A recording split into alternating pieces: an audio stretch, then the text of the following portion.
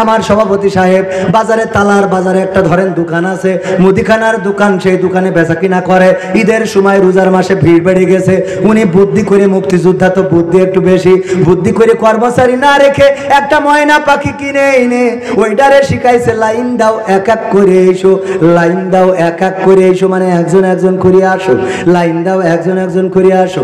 এইটা ময়নারে শিখাইছে বাড়িতে আমাদের ম্যাডাম। শিখানোর পরে ওইটা খাঁচা নিয়ে যে টানায় রেখেছে, যেই লোকের ভিড় হয়ে যায় ময়না ডাকা শুরু করে দেয়, লাইন দাও এক এক করে আসো, লাইন দাও এক এক করে আসো, লাইন দাও এক এক করে আসো। এখন মানুষ বলে দেখো পাখি তাই বলছে লাইন দিতে, তোমরা কেন ঝামেলা করতে চাও, সবাই লাইনই দাঁড়াও। লাইনই দাঁড়ায় দোকানতে মাল সামানা কেনে। ঈদের আগের দিন ওই যে সিমাই ছিল গত বছরের ডেট এক্সপায়ার, ওই সিমাইয়ের ডেট এক্সপায়ারের কালি তুলে দিয়েছে, সব চালাই দিয়েছে। ঈদের দিন রান্না করে খাওয়ার পরে সবাই টয়লেটের সাথে অটোমেটিক।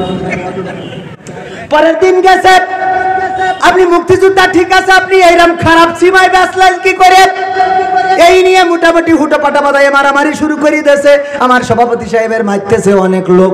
ময়না পাখি বলতেছে লাইন দাও এক এক করে এইসু, লাইন দাও বলছে লাইন দাও এক এক করে সবাই মানে। এখন লাইন দিয়ে যদি এক এক করি সব আসে, তাহলে মুক্তিযোদ্ধার কাফনের কাপড় সব বাড়ি আসতে হবে না?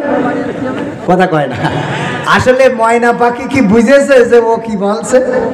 কথা কয় না, কারণ ও তো একটা ভাষা শিখেছে, শিখাইছে, ও শিখেছে, ও জানেই না যে লাইন দাও এক এক করে সেটার মানে কি। ও যেই বলাছে তার মানে আমাদের যারা বলে হুজুর রাজনীতি চলবে না, ওরা আসলে নিজেরা কিন্তু জানেই না যে কোরআনের মানেটা কি, কি বলছে এটাও জানে না। একজন বলিতে যে হুজুরি বলিতে যেন রাজনীতি করেন, ও এসে বলে হুজুর রাজনীতি করেন না। কথা কি বোঝা গেছে? মানে এই ছাড়া আমি এখনো পর্যন্ত কিছু খুঁজে পাইনি। আমি বলেছি ভাই আপনি কোরআন শরীফটা নিয়ে দেখান দিন, রাজনীতিটা কোনতে করছি আর কোনে নেই এটা দেখান, যে আছে কোনে আর নেই কোনে। তা বলছো আমি পড়তে পারি, পড়তে পারি হুজুর, তো আপনাকে জিনিস আমাকে সিলেবাসে ওটা ছিল না। তো ছিল না তাহলে বলো কেন? বলছে আমাকে চেয়ারম্যান সাহেব বলি দেন, আমার পাঠাই দেন, যে বলবা হুজুর ওয়াজ করে করুক, যেন রাজনীতি করে না। ওরে বাবা রাজনীতি না করলে এতগুলো প্রার্থী হিসেবে আমি ভোট চাবো না? কথা কয় না। এতগুলো প্রার্থীর পক্ষে যদি ভোট না আসাতে পারি, আমি দেশের কৃষির নাগরিক, আমার তো ডাইরেক্ট পাসপোর্ট আছে, নাগরিকত্ব আছে, আমি ভোটার, আমি ভোট চাবো না? পাকামো পাইছাও? কথা কয় না। এই রাজনীতি করা যাবে না, যাবে না। আমি তো ডাইরেক্ট বলি নৌকা নিয়ে আসবেন, আরো রাজনীতি করে দেবো, কোনো অসুবিধা যা সত্যি কথা তাই বলবো। তো আবার কি এতে আপনি দাওয়াত দিলে দেন, না দিলে না দেন। কিন্তু আবার মাঝে মাঝে দুই একটা কথা জানি হুজুর এটা আবার কমনে চলে গেল, কমনে সঠিকটাও বলবো বেঠিকটাও বলবো, বলা যাবে না, যাবে না। পদ্মা সেতু হয়েছে যেমন এই কথাটার প্রশংসা করবো তেমন, ওই কানাডায় বেগম পাড়ায় বাড়ি বানাইছে ওইটার বিরুদ্ধে কথা বলবো না। এরম পাগলা হুজুর আমি না। কথা কয় না। টাকা সরকার ঢালছে দেশের উন্নয়নের জন্য, আর সুইজারল্যান্ডে সুইস ব্যাংকে বাংলাদেশিকে টাকা ফুলে উঠছে, ওর বিরুদ্ধে কথা বলবো না। এত পাকামো পাও দেশে, এত উন্নয়ন, মেট্রো রেল হয়েছে, এক্সপ্রেস ওয়ে হয়েছে, তারপরে ওই যে পদ্মা সেতু হয়েছে, 4 লেন থেকে 6 লেন হয়েছে, আর তুমি রোজার প্রথম দিন বলবা বড়ই দিয়ে ইফতারি করো না? এটা তো মানবো না। এটা কি মানা যাবে? এইটা মানা যাবে না। এইটার বিরুদ্ধে কথা বলবো, কারণ তুমি তো আমার সরকারের বিরুদ্ধে কথা বলি চাও। যেই সরকার এত উন্নয়ন করলো এই দেশে, সেই সরকারের তুমি বড়ই দিয়ে ইফতার করতে বলো, তুমি কোন ধরনের খাটাস? তুমি এত অভাব তো আমাদের লাগেনি। কথা কয় না। আমি তো বলেছি ডাইরেক্ট শুধু ইফতারির সময় কেন, সেই রীতিও খাবো, দরকার নেই জহরের নামাজ পড়ি আবার খাবো। হ্যাঁ সভাপতি সাহেব খাওয়া যাবে কি জহরের নামাজ পড়ি না? তাহলে সভাপতি বলি যখন, তাহলে জহরের নামাজ পড়ি না, আমরা খালি ইফতারের সময় আর সেহরির সময় খাবো। আমি কই কি আমাকে ঝামেলা হইলো কি, ওই যে বর্ডার দিয়ে মিস্টার বল্টু ও সাইকেলে করে আধা বস্তা বালু নিয়ে আসতেছে।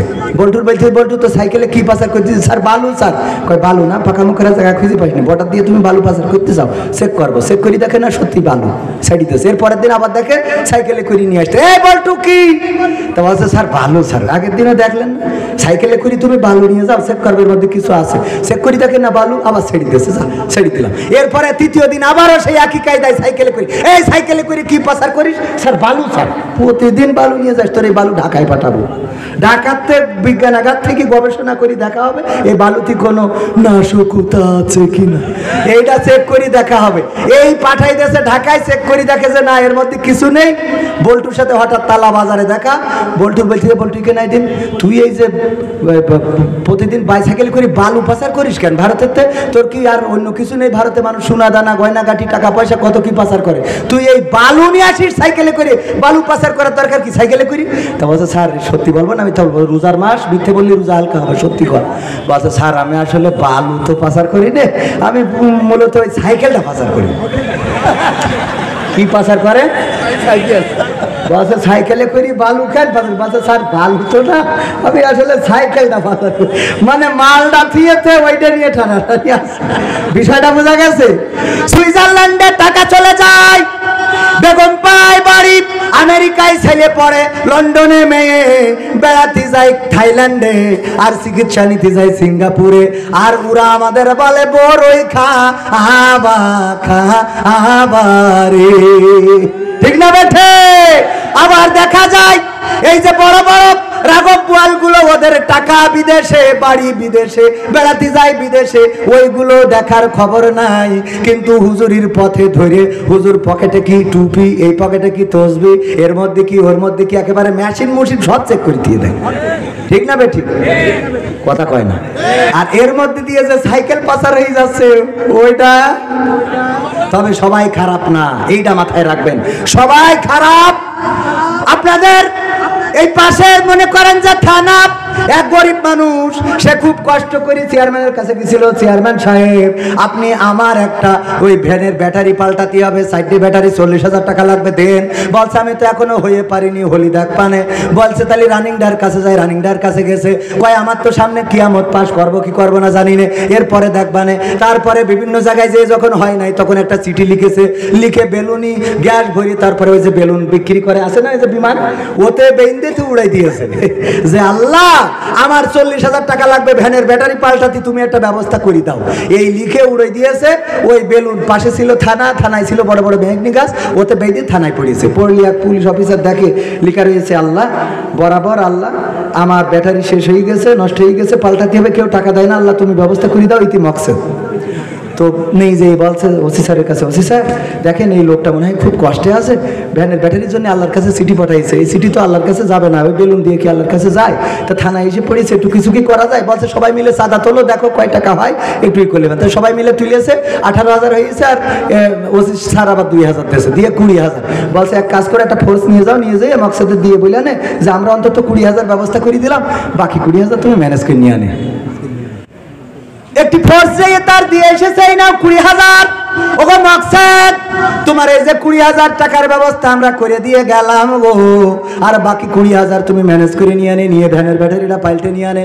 আপাতত তো অন্তত অর্ধেক হলো, এই দেওয়ার পরে চলে এসেছে ও আবার আর একটা চিঠি লিখে বেলুনি উড়াই দিয়ে সেটা আবার যে থানায় পড়েছে, ওতে লিখা রয়েছে আল্লাহ গো তোমার কাছে 40,000 টাকা চাইলাম, তুমি পাঠাইছাও ভালো কথা, পুলিশ দিয়ে কেন পাঠালে? ওরা তো অর্ধেক ঝাড়ি খেয়ে দিয়েছে। আসলে কি ঝাড়ি খেয়েছে?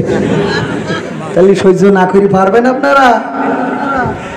ও আমার ভাইরা, তেমনি ভাবে আমার প্রশাসনের ভাইরা রাত জেগে পাহারা দেয় জনগণের জন্য, কোরআনের মাহফিলের নিরাপত্তা দেয়, মানুষের নিরাপত্তা দেয়, সন্ত্রাসীদেরকে ধরে দমন করে।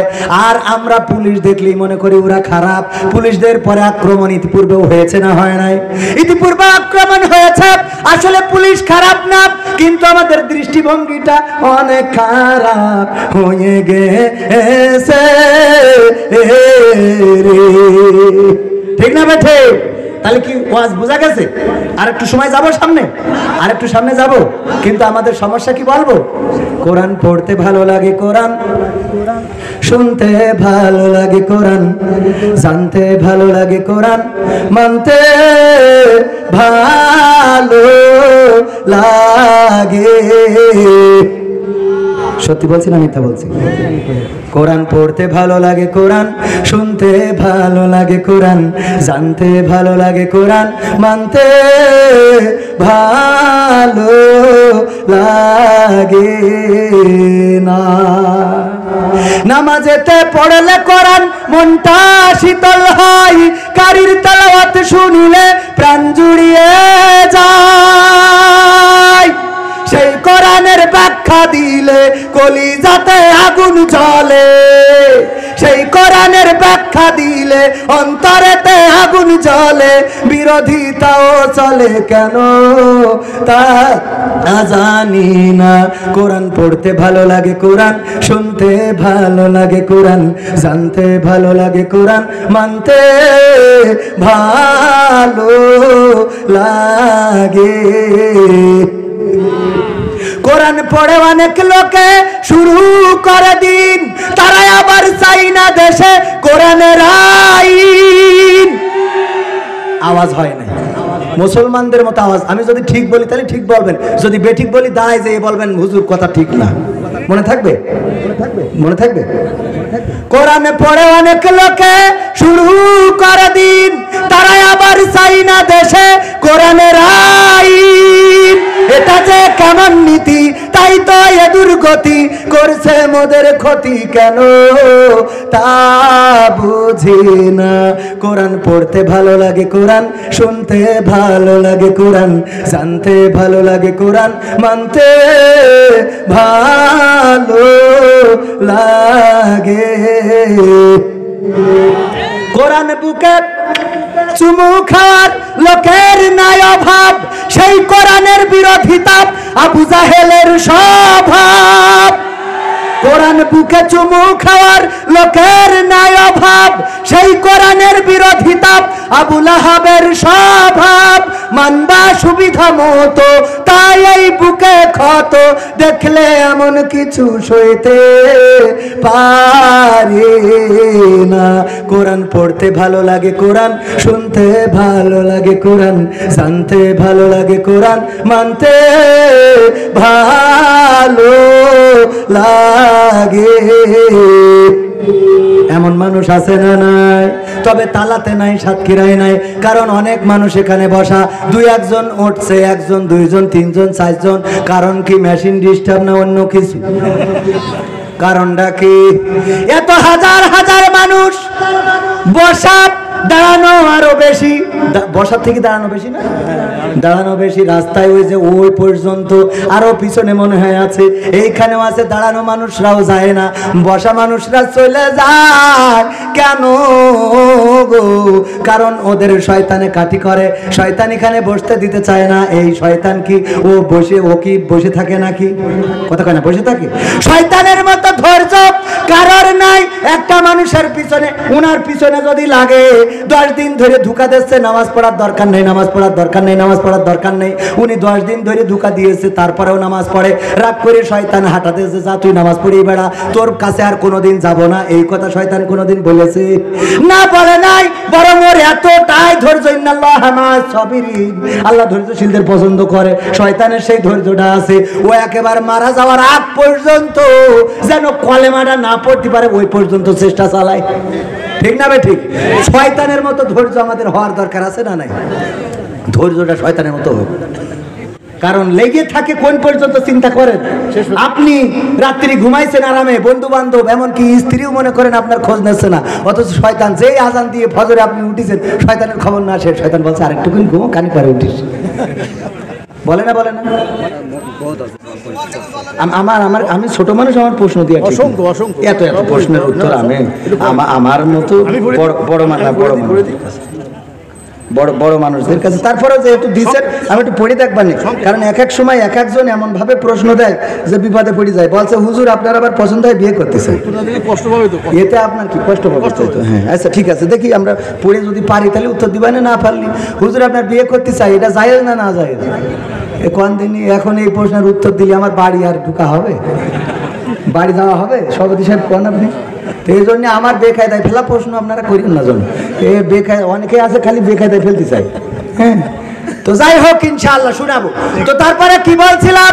হুজুর মিলাদ করি কিয়াম করি যাই বাবার মাঝরে, হয়তো একটু বিড়ি টানি তালারো বাজারে, ফজর নামাজ হয় না পড়া, থাকি তখন নিদে, আল্লাহর কসম হয় না কাজা নামাজটা দুই ঈদে, নিয়মিত চেষ্টা করি পড়তে জুম্মা নামাজ, সেদিন শুধু হয় না পড়া যেদিন থাকে কাজ, 3টা জুম্মা করলে কাজা মুসলিম থাকে না, এই হাদিসটা ভালো করে আমার আছে জানা, তাই রাজনীতি চলবে না ও হুজুর, রাজনীতি চলবে না, তাই রাজনীতি চলবে না ও ভাই, রাজনীতি চলবে।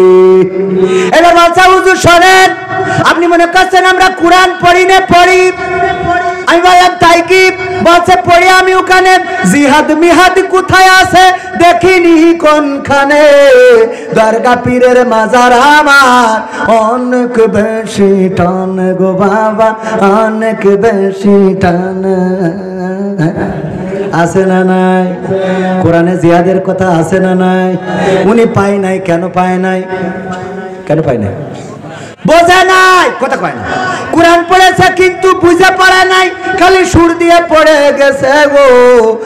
কেমন আমি মাঝে মাঝে উদাহরণ দিতে যেয়ে বলি, আমার আব্বাও বলতো